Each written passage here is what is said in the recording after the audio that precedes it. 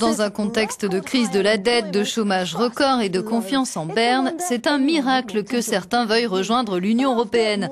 Après plus de 10 ans d'âpres négociations, la Croatie franchit cette étape le 1er juillet prochain, une date à graver dans l'histoire pour ce pays de l'Est de l'Europe.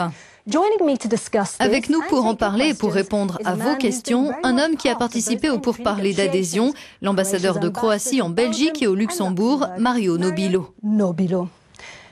Monsieur l'ambassadeur, merci beaucoup d'avoir répondu à notre invitation. Découvrons ensemble notre première question. Elle nous vient de Hongrie. Bonjour, je m'appelle Bebe, je suis originaire de Hongrie.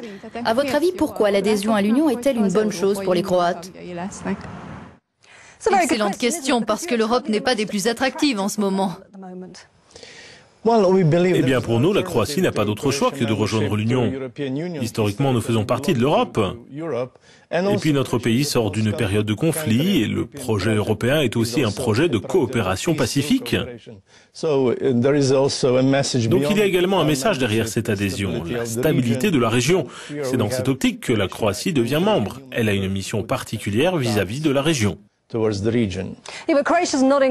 Mais la Croatie n'est pas non plus au mieux de sa forme. Vous avez un taux de chômage élevé, une croissance et un potentiel d'investissement faible. Pouvez-vous rassurer les Européens en leur disant que vous ne serez pas le prochain État membre qu'il faudra renflouer?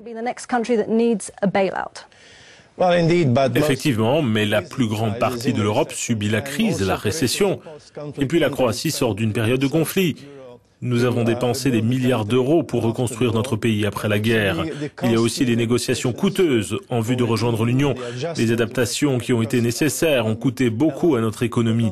Mais d'un autre côté, la Croatie, pendant les années 90 et après, a prouvé son dynamisme, sa capacité à se libérer, à se reconstruire, à mener une catharsis, mais aussi de difficiles négociations avec l'Union. Nous sommes le premier candidat de la nouvelle génération de pays entrants à rejoindre l'Union européenne seul. Donc aucun sauvetage financier ne se profile, vous l'excluez totalement. Je crois, oui, parce que nos problèmes structurels sont différents de ceux auxquels vous êtes confrontés à Chypre ou en Grèce. Ils surviennent en gros après une triple transition de la guerre à la paix, d'un système à un autre et du fait des négociations avec l'Europe. Mais je le répète, notre potentiel est énorme.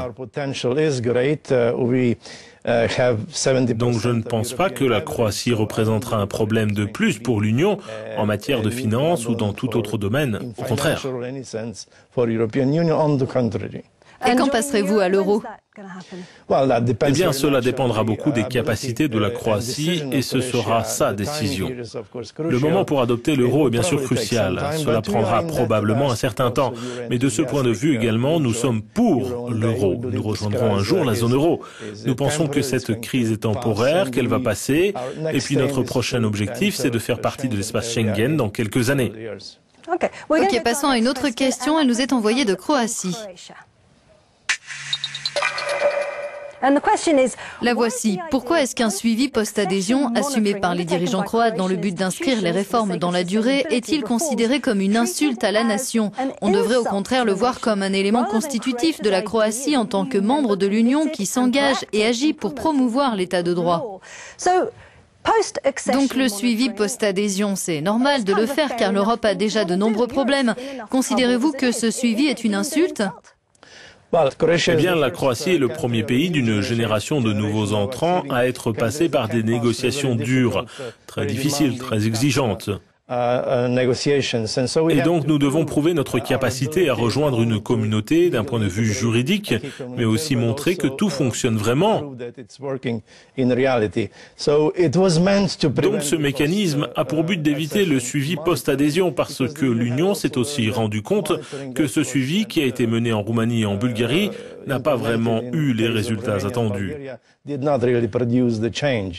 Donc ce n'est pas une insulte, mais tout ce processus a été mis en place pour éviter à la Croatie un suivi post-adhésion. Mais la corruption a été endémique en Croatie. Comment pouvez-vous être certain que ces réformes ne vont pas dévier de leur route? Elle a été endémique dans plusieurs des pays les plus importants de l'Union. En l'occurrence, nous combattons durement la corruption. La moitié de l'ancien gouvernement a été poursuivie. Des affaires graves ont été portées devant la justice. Donc je crois que ça va au-delà de l'adhésion à l'Union. Ce n'est pas à cause de l'Union, c'est pour se débarrasser de toutes les conséquences de la guerre et pour assainir la société. Cette question est beaucoup plus importante pour nous qu'elle ne l'est pour l'Union européenne. Mais le commissaire à l'élargissement a estimé que la corruption reste un problème majeur en Croatie. Que répondez-vous à ça? De nombreux procès sont en cours à l'encontre d'anciens responsables politiques du pays, mais aussi à d'autres niveaux. Chaque jour, de nouvelles affaires éclatent et je pense que la lutte anticorruption en Croatie a une vie propre. Nous avons prouvé que notre justice est capable de s'y attaquer. Nous n'aurions pas été admis dans l'Union si ça avait été un problème énorme. Mais de nombreux pays, une fois entrés dans l'Union, relâchent leur vigilance. Craignez-vous que la Croatie en fasse autant? Non,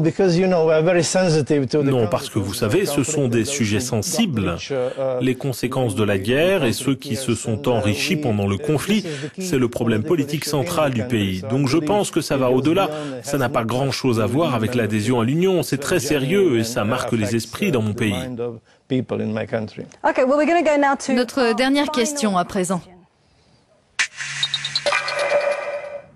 Bonjour, je m'appelle Roman, je viens d'Ukraine. Voici ma question. Que pensez-vous des chances d'adhésion à l'Union européenne de pays de l'Est de l'Europe comme l'Ukraine? Je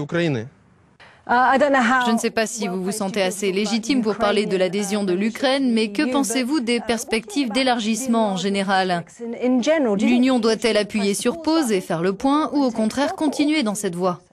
Bien sûr, on parle beaucoup de lassitude à l'égard de l'élargissement et on décèle les signes de cette fatigue dans la crise que traversent actuellement les institutions européennes, en particulier dans cette crise financière. Pour autant, je pense que l'élargissement va certainement se poursuivre dans l'Est de l'Europe.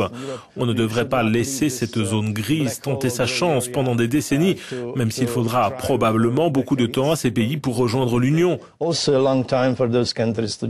Concernant nos partenaires de l'Est, je ne sais pas dans quelle mesure la situation va évoluer. Il est probable que nous aurons des relations spécifiques avec nos partenaires en raison de la complexité géopolitique, mais aussi probablement parce que certains d'entre eux sont quand même difficiles à manier pour l'Union.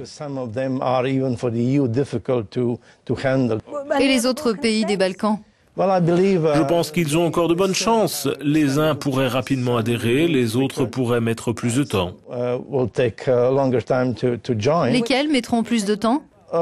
Des pays comme la Bosnie, avec les différents groupes qui la composent, le Kosovo, le renforcement de ses institutions va lui demander du temps. La Macédoine est aussi un cas compliqué du point de vue de sa structure interne et de sa situation dans la région. La Serbie est aussi un problème, en particulier pour la Croatie. La Serbie a la capacité institutionnelle de mener assez facilement le processus de négociation, mais elle a des problèmes régionaux qu'elle doit résoudre en profondeur dans les années à venir, au Kosovo, mais pas seulement. Peut-être que le Monténégro, en tant que pays candidat, le mieux placé pour être le prochain entrant après la Croatie. Ça peut prendre 7 ou 10 ans. C'est difficile à dire, mais il est en bonne voie, je pense.